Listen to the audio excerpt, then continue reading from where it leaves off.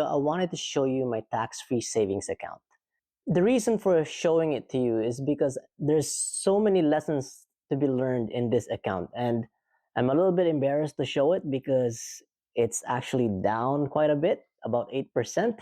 And even though I'm up overall, still, when we're showing something in social media, we always want to try and show up the best of what we have, our winners, not our losers.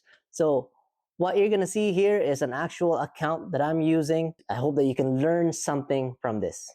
Let's go. Okay guys, so this is my tax-free savings account and I'm using Questrade for my platform. If you could go to home, you can see that that's my current market value of all my accounts. Valuation, let's look at TFSA. So this TFSA is a percentage of my overall account. So when I look at my account, I always look at the overall, the big picture. But here, let's talk about TFSA. I have 4 holdings. Not really great. Not really happy with the performance at the moment, but it is what it is. I want to talk about the contribution limit. The maximum contribution limit up to today is 95k. So this will depend on your age. If you turned 19 in 2009, then the maximum that you can contribute is 95k. So the reason why I have much more than 95k is because I have been investing and the money has been growing, and so I'm quite happy with the return. But again, this account, it's still negative. It's still down 8%. So the contribution room, the CRA does a really good job of keeping track, although you should do your own record, but I didn't do that. But if you look at the transaction summary from the CRA, and we look at all the financial institution, and if we just view the contribution and withdrawals, we go search, quick search, and you go to page 29. So we can see that they've kept track of it, my contributions versus my withdrawals. So what I did to find out my net amount, the actual amount that I put in, is I put this in the spreadsheet. So we can look at my portfolio. We see that the contributions I made, all the contributions I made, this is from Qtrade. This I kept track because it was easy enough. It was a brand new account. I transfer everything to Qtrade from Questrade, so that was easy. By the way, if you're transferring account to another account, when it comes to TFSA, the best way to do it is to just take out the money to withdraw. You don't have to transfer the account from another institution. Otherwise, that would cost you about 150, just like my RRSP or what are other accounts that you have to transfer. It costs about 150. Although the receiving institution should cover that cost. So just be aware of that. The total contributions I've made are this. So that's the total contribution and then the total withdrawal.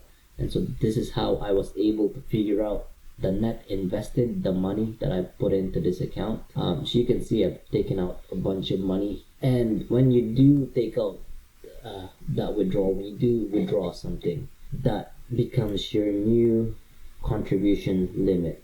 So your contribution will grow if your investment is growing.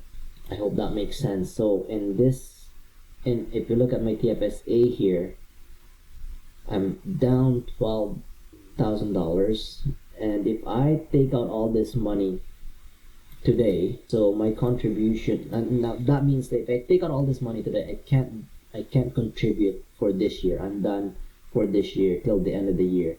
Come January 1st, 2025, I can deposit 147 plus whatever the new contribution limit that the CRA will give us. So they gave us another 7,000, and that would be 154. But for this year, I'm all maxed out.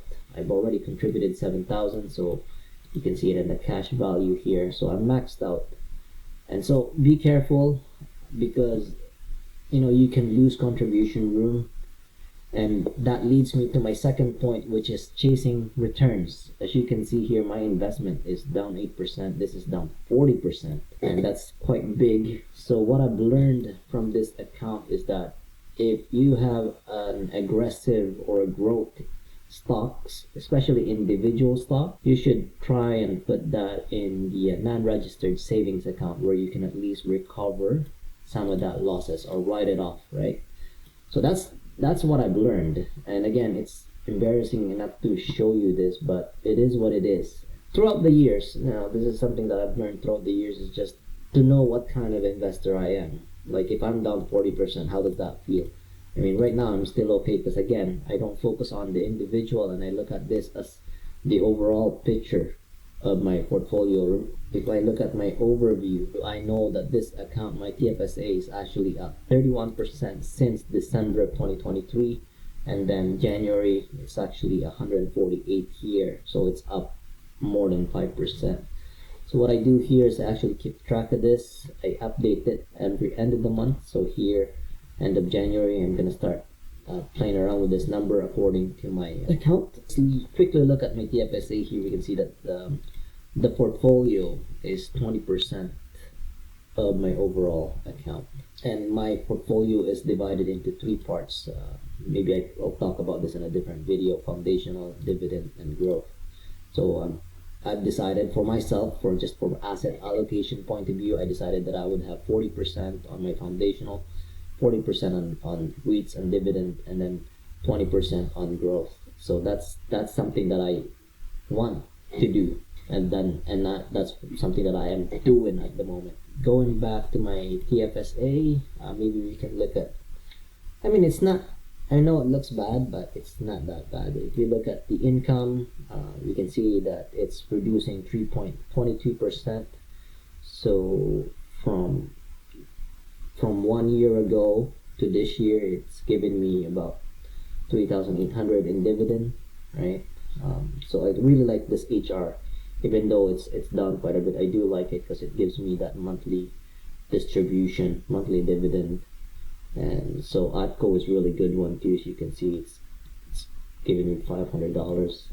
January 3rd, 24. The only thing that I really don't like about my portfolio right now is the well. And again, this asset allocation, I would have to look at that from the big picture point of view. I mean, I do like Qtrade because it's got all these tools. So it's actually 4-star for well and ACO, but again, I might decide to sell that, or I might decide to move that around. We'll see. Let's go back to the valuation. So that is that for this account.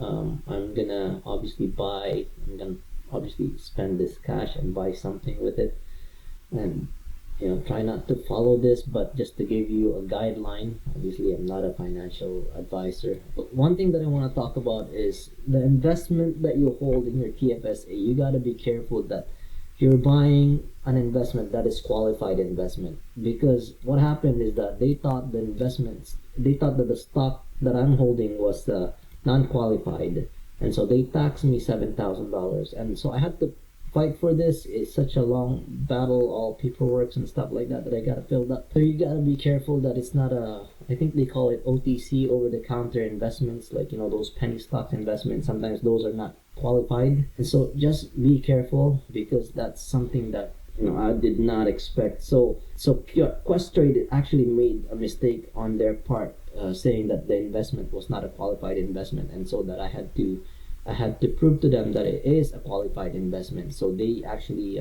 they said, okay, so I don't have to pay that amount, but it is such a hassle and a bit scary